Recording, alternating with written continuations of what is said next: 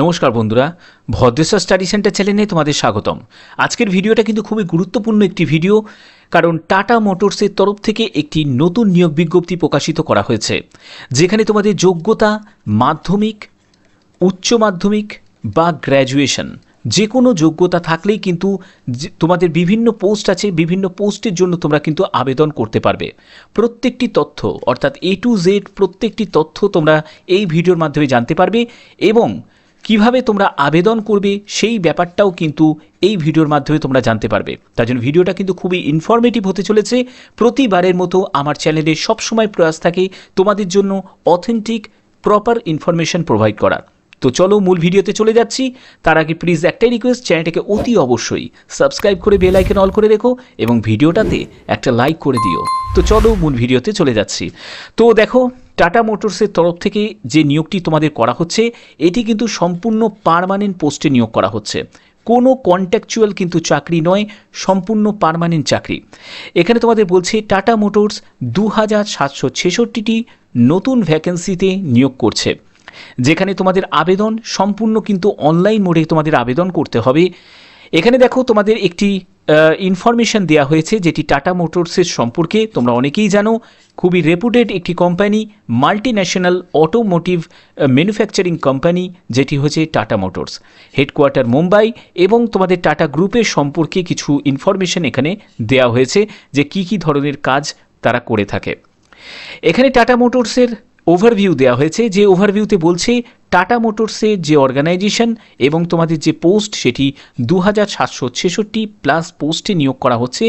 এখানে তোমাদের কোয়ালিফিকেশান দেখতে পাচ্ছ মাধ্যমিক, উচ্চ মাধ্যমিক এবং গ্র্যাজুয়েশন। এখানে তোমাদের সিলেকশন প্রসেস, ইন্টারভিউ, ডিভি, এই ব্যাপারে তোমাদের আরও বিস্তারিত আমি বলবো।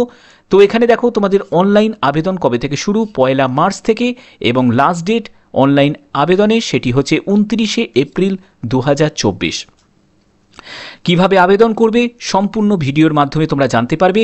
এখানে তোমাদের দেখো যে পোস্টের ব্যাপারে কিন্তু আবার নতুন করে কিন্তু এখানে জানানো হয়েছে, এবং তোমাদের যে যে পোস্টে নিয়োগ করা হচ্ছে সেই পোস্টগুলো সম্পর্কে তোমাদের বলছি। এক্সিকিউটিভ পোস্ট, তারপরে হচ্ছে গ্র্যাজুয়েট ট্রেনি ইঞ্জিনিয়ার, তারপরে হচ্ছে তোমাদের অ্যাকাউন্টেন্ট, তারপরে হচ্ছে ওয়ার্কশপ ইনচার্জ, তারপরে assistant engineer, supervisor, engineer, area manager, territory sales manager, product specialist. অর্থাৎ দেখতে পাচ্ছ যে বিভিন্ন পোস্ট আছে, আর এই বিভিন্ন পোস্টের জন্য তোমাদের যোগ্যতাও কিন্তু বিভিন্ন আছে। কিছু পোস্টের জন্য মাধ্যমিক যোগ্যতা, কিছু পোস্টের জন্য উচ্চ মাধ্যমিক, আবার কিছু পোস্টের জন্য তোমাদের গ্র্যাজুয়েশন যোগ্যতা আছে। ঠিক আছে, তো আরও এই ব্যাপারে বিস্তারিত তোমাদের জানাবো।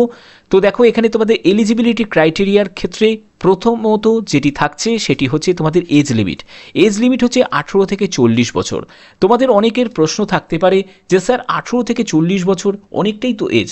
তো দেখো, এখানে তোমাদের বুঝতে হবে যে ফ্রেশার যেমন আবেদন করতে পারছে, ঠিক তেমনি নন ফ্রেশার যেসব ক্যান্ডিডেট আছে তারাও কিন্তু আবেদন করতে পারছে। ঠিক আছে, তো সেক্ষেত্রে প্রত্যেকের জন্য কিন্তু এখানে যে এজ লিমিটটা ধার্য করা হয়েছে সেটি হচ্ছে 18 থেকে 40 বছর। এখানে তোমাদের এডুকেশন কোয়ালিফিকেশনের ব্যাপারটা বুঝে নাও, যে দেখো এখানে মিনিমাম মাধ্যমিক, উচ্চ মাধ্যমিক এবং গ্র্যাজুয়েশন পাস যোগ্যতা প্রয়োজন। ঠিক আছে, তো এখানে তোমাদের সার্টিফিকেটের ব্যাপারে তোমাদের অনেকের প্রশ্ন ছিল যে স্যার সার্টিফিকেট এর ক্ষেত্রে কি সেন্ট্রাল না স্টেট গভর্নমেন্টের সার্টিফিকেট গ্রাহ্য করা হবে। তো দেখো, এখানে স্টেট গভর্নমেন্টের সার্টিফিকেটও কিন্তু এখানে গ্রাহ্য করা হবে, বা সেন্ট্রাল গভর্নমেন্টের সার্টিফিকেটও হলেও কিন্তু সেটি গ্রাহ্য করা হবে। তো এই ব্যাপারটা কিন্তু তোমাদের ক্লিয়ার। তো এখানে তোমাদের বেতন কত, বেতন লেভেল তোমরা জানো টাটা মোটরসের তরফ থেকে কিন্তু ভালো বেতন লেভেল থাকে, যেখানে তোমাদের 24,300 টাকা থেকে 57,800 টাকার মতো তোমাদের বেতন থাকবে। তো এখানে তোমাদের 24,300 টাকা, এটি আমি ইনিশিয়াল পের কথা বলছি। ঠিক আছে, তো প্রাথমিক পর্যায়ে তোমরা যখন চাকরি পাবে, তখন তোমাদের যে বেতনটি এক্সপেক্টেড থাকবে সেটি 24,300 টাকা মতো। আচ্ছা, এরপরে হচ্ছে তোমাদের সিলেকশন প্রসেসের ক্ষেত্রে দেখো তোমাদের ইন্টারভিউ হবে এবং তোমাদের ডকুমেন্ট ভেরিফিকেশন অর্থাৎ ডিবি হবে। তো ইন্টারভিউ হচ্ছে, ডিবি হচ্ছে, কিন্তু এখানে কিন্তু কোনো রকম কিন্তু রিটেন এক্সাম কিন্তু হবে না। তো এখানে তোমাদের অনেকের প্রশ্ন ছিল যে স্যার ইন্টারভিউতে কি প্রশ্ন আসতে পারে।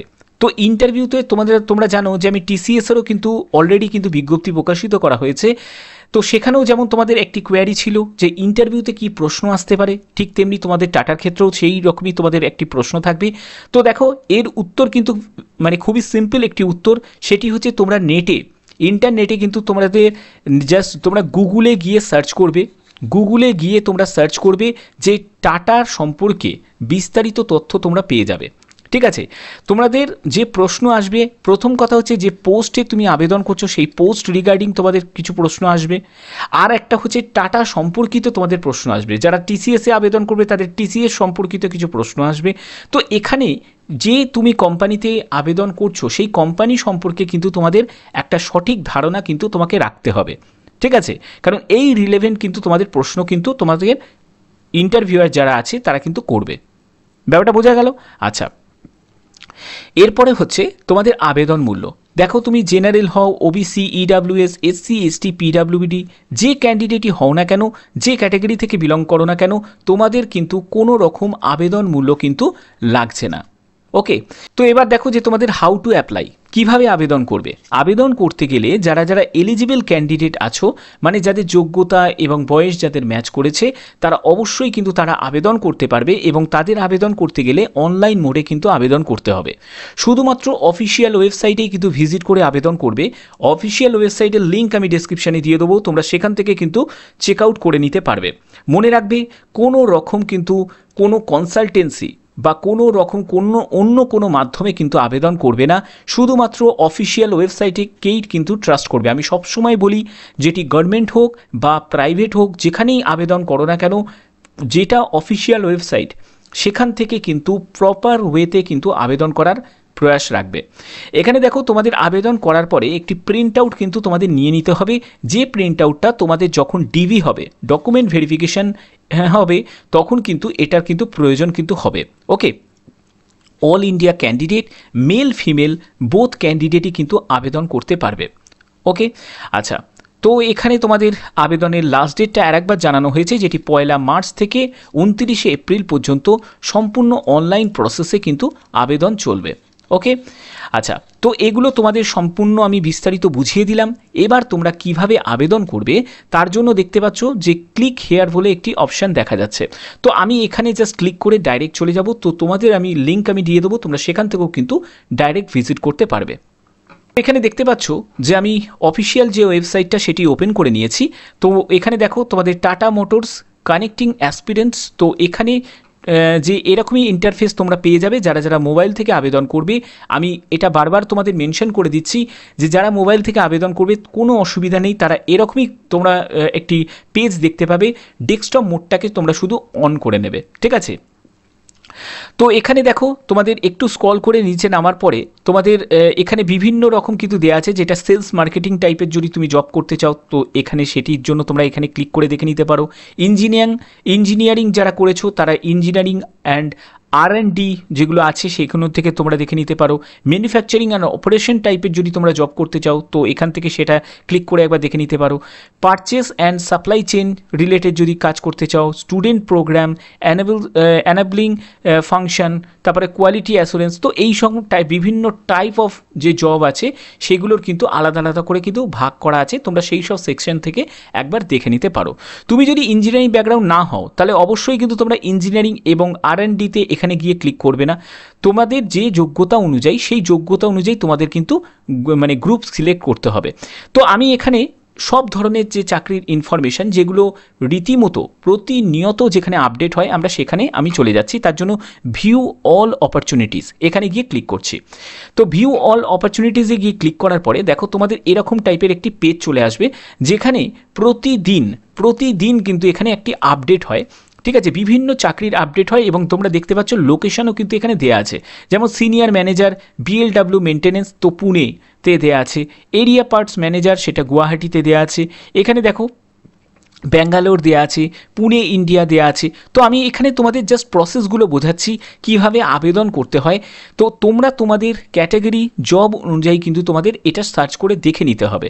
ওকে, তো ধরো এখানে তোমার পছন্দের কোনো চাকরি বা লোকেশন তুমি পাচ্ছ না, তো তোমাকে তার জন্য পরের পেজে চলে যেতে হবে। এখানে দেখো 2 নম্বর পেজে আমি চলে গেলাম। তো এখানে তোমরা দেখে নিলে দেখো এখানে দুয়ারতে আছে, পুনেতে আছে, হায়দ্রাবাদে আছে, চেন্নাই আছে, ঠিক আছে, কলকাতাতেও দেখতে পাচ্ছ যে senior manager parts institutional sales কলকাতাতে দেওয়া আছে লোকেশন। তো এই রকম অনুযায়ী তোমরা চাইলে তোমাদের লোকেশন অনুযায়ী কিন্তু তোমরা দেখে নিতে পারো, অথবা যাদের দূরেতে কাজ করতে যাদের কোনো অসুবিধা নেই তারা মানে পুনেতেও আবেদন করতে পারো, বা যে কোনো রাজ্যে তোমরা আবেদন করতে পারো, কোনো অসুবিধা কিন্তু নেই। তারপরে তুমি 3 নম্বর এরকম করে করে তুমি দেখে নিতে পারো যে তোমাদের পছন্দ মতো চাকরিটা তোমরা দেখতে মানে পোস্ট তোমরা দেখতে পাচ্ছ নাকি। তো দেখো এখানে কাস্টমার সাপোর্ট ম্যানেজার কলকাতাতে দেখতে পাচ্ছ। তো এই রকম বিভিন্ন কিন্তু তোমরা পোস্ট দেখতে পাচ্ছ। তো আমি এখানে ধরো আমার এই জায়গায় চাকরিটা আমার পছন্দ বা এই পোস্টটা আমার পছন্দ, যেটি কাস্টমার সাপোর্ট ম্যানেজার, তো এখানে কলকাতাতেই আছে। তো আমি এখানে জাস্ট সিম্পলি আমি ক্লিক করলাম। ক্লিক করার পরে দেখো এখানে 2রা মার্চ 2024 এই ডেটে কিন্তু এই পোস্টটা কিন্তু মানে ক্রিয়েট হয়েছে বা পাবলিশ করা হয়েছে। তো এখানে পোস্ট সম্পর্কে কিন্তু কিছু ইনফরমেশন দেওয়া হয়েছে, যেটি এডুকেশন, এটা জাস্ট তোমাদের বোঝানোর জন্য। তো এখানে দেখো ওয়ার্ক এক্সপিরিয়েন্স আছে, বাট তুমি যে পোস্টে আবেদন করবে সেখানে হয়তো ওয়ার্ক এক্সপিরিয়েন্স কিন্তু থাকবেও না। কারণ কি, তোমাকে তোমার সেই পোস্ট অনুযায়ী কিন্তু দেখে নিতে হবে যে কোন পোস্টে মানে ফ্রেশাররা আবেদন করতে পারবে এবং কোন পোস্টে যারা এক্সপিরিয়েন্স আছে তারা আবেদন করতে পারবে। এটা কিন্তু তোমাকে সার্চ করে করে করে দেখে নিতে হবে। ঠিক আছে, আমি শুধু জাস্ট তোমাদের প্রসেসটা বুঝিয়ে দিচ্ছি। তো এবারে দেখো, যদি তোমার মনে হয় যে এই পোস্টটা যা কোয়ালিফিকেশান দিয়েছে সেই কোয়ালিফিকেশান তোমার নেই, তো সেক্ষেত্রে তুমি এখানে আবেদন করতে চাও না, তাহলে তুমি এখান থেকে স্কিপ করে আবার পরপর স্টেপ মানে 1 2 3 করে যেরকম দেখে নিতে পারো, সার্চ করে দেখে নিতে পারো। আর যদি তোমার মনে হয় যে না এই চাকরিটা আমার জন্য পারফেক্ট আছে, আমার যোগ্যতা অনুযায়ী ম্যাচ করে যাচ্ছে, তাহলে তোমাকে অ্যাপ্লাই নাওতে গিয়ে ক্লিক করে দিতে হবে। তো এখানে দেখো অ্যাপ্লাই নাওতে ক্লিক করার পরে তোমাদের কিন্তু এরকমই একটি ইন্টারফেস চলে আসবে, যেখানে বলছে সাইন ইন করতে বলছে। তো এখানে সাইন ইন করার আগে তোমাদের মনে রাখবে যে not a registered user yet, যারা রেজিস্টার্ড করা নেই তাদের কিন্তু রেজিস্টার্ড আগে করে নিতে হবে। তো আমি এখানে ক্রিয়েট অ্যান অ্যাকাউন্টে গিয়ে ক্লিক করলাম। ক্রিয়েট অ্যান অ্যাকাউন্টে ক্লিক করার পরে তোমাদের কিন্তু এখানে কিন্তু সম্পূর্ণ তোমাদের ডিটেলসটা কিন্তু দিতে হবে, যেখানে মেল আইডি চাইছে, type mail ID, retype mail ID চাইছে, তারপরে তোমাকে পাসওয়ার্ড দিতে হবে, আবার পাসওয়ার্ডটাকে ইনপুট করতে হবে, ফার্স্ট নেম দিতে হবে, লাস্ট নেম দিতে হবে, তারপরে তোমাকে রিজিয়ন সিলেক্ট করতে হবে। ঠিক আছে, তারপরে হচ্ছে তোমাদের নোটিফিকেশানের জায়গাটা দেখতে পাচ্ছ, receive new job post notification. তুমি কি নতুন জব পোস্ট যখনই করা হবে মানে ওয়েবসাইটে, তখনই তোমাদের কাছে একটা নোটিফিকেশান যাবে যদি এটাকে ক্লিক করো, আর যদি না করো তাহলে কিন্তু সেটা যাবে না। তো আমি এটাকে ক্লিক করে দিলাম। তো করার পরে তোমাকে ক্রিয়েট অ্যান অ্যাকাউন্টে গিয়ে ক্লিক করবে। তো এখানে অ্যাকাউন্টটা তোমার ক্রিয়েট হয়ে যাবে এবং তোমার মেলেতে কিন্তু তোমাদের একটা রেজিস্টার্ড বলে একটা জায়গা চলে আসবে যে সাকসেসফুলি তোমার রেজিস্টার্ড হয়ে গেছে। ঠিক আছে, তো পরবর্তী তারপরে তোমরা ফর্মটা ফিল আপ করবে। তো আমি এখানে সম্পূর্ণ ডিটেলসগুলোকে আমি ভরে নিচ্ছি।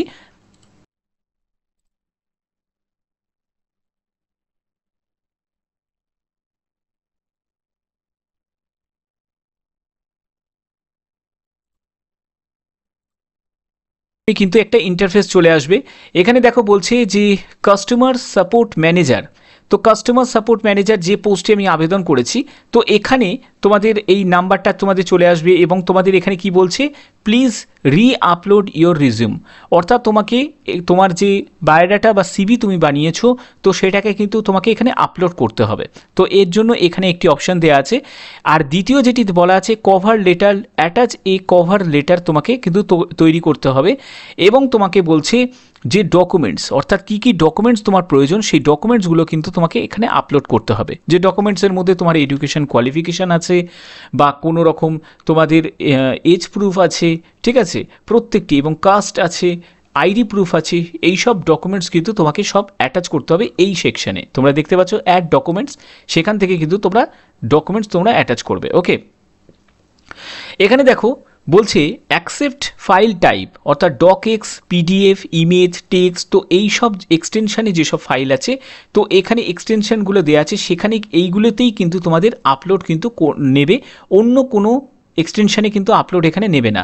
Please upload your resume in case resume details not reflecting below. ঠিক আছে, তো এখানে তোমাদের যদি কোনো রকমভাবে যদি তোমরা রিজিউমটা দেখতে পাও, তাহলে সেক্ষেত্রে মানে আপলোড করার পরে অনেক সময় কিন্তু এখানে মানে ভিজিবল হয় না। তো সেক্ষেত্রে তোমাদের কিন্তু আবার নতুন করে আপলোড করতে বলছে, নিশ্চয়ই কোনো রকমভাবে কোনো আপলোডিং কোনো সমস্যা কিছু হয়েছে তার জন্য। যখনই দেখবে আপলোডটা সাকসেসফুলি হয়ে যাবে তখন এই জায়গাটা কিন্তু তোমরা দেখতে পাবে যে তোমাদের রিজুমটা দেখতে পাবে ছোট করে, ঠিক আছে। আচ্ছা, তো এই জায়গাগুলো তোমাদের ক্লিয়ার। এরপরে কি বলছে দেখো, প্রোফাইল ইনফরমেশন। তো প্রোফাইল ইনফরমেশনে আমি যে নামটা দিয়েছি এই নামটা কিন্তু অলরেডি কিন্তু এখানে নিয়ে নিয়েছে। তারপরে এখানে তোমাকে সিটি চুজ করতে হবে।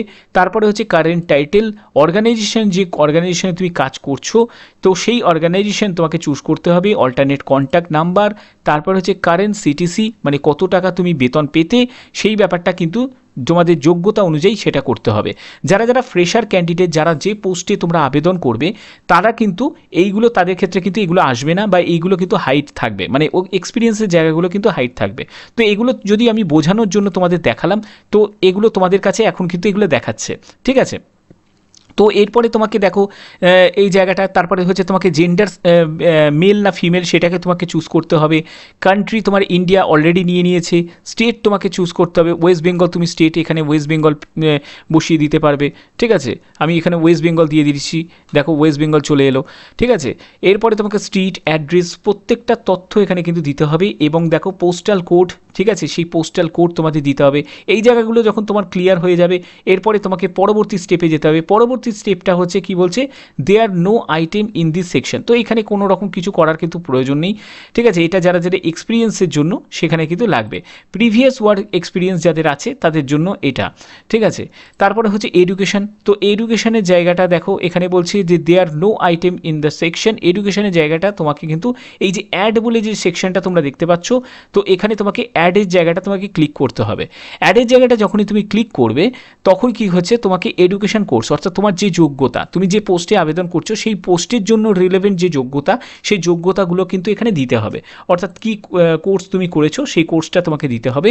তারপরে তোমাকে এরিয়া অফ স্টাডি, কী নিয়ে পড়াশোনা করেছো সেটি তোমাকে দিতে হবে।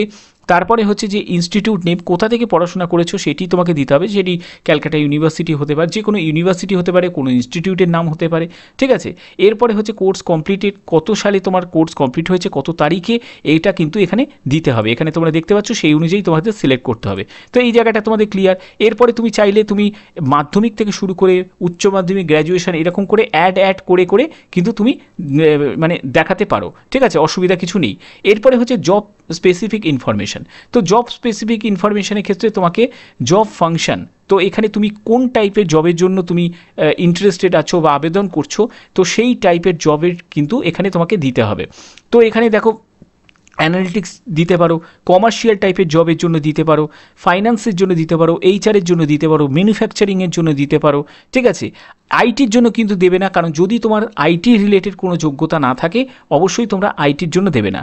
যারা মনে করছো যে এই টাইপের জবের জন্য আমি পারফেক্ট নয়, মানে এই গ্রুপে কাজের জন্য, তো এখানে তোমরা আদার্সও কিন্তু চুজ করে দিতে পারো।